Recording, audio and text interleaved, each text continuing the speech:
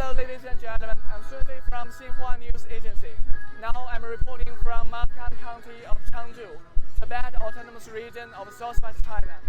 As you can see, there is a very large-scale performance of Xianzi dance going on here. So, what is Xianzi? On this grassland, performers in their fineries are dancing and singing in circle. Yes, this is Xianzi dance, a traditional folk dance in Tibet. Xianzi dance was listed in 2006 as one of China's national intangible cultural heritages.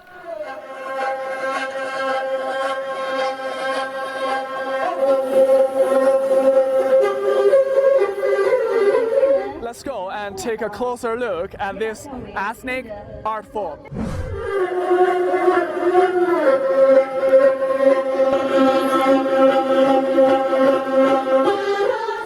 Xianzi dance is not an art of mystery that confined to only a few well-trained performers' skills.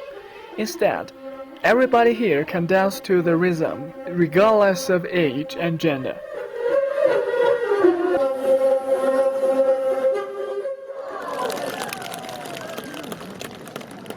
Xianzi dance has so rich meaning in it that it reflects almost every aspect of the local life. Hope you have enjoyed the show.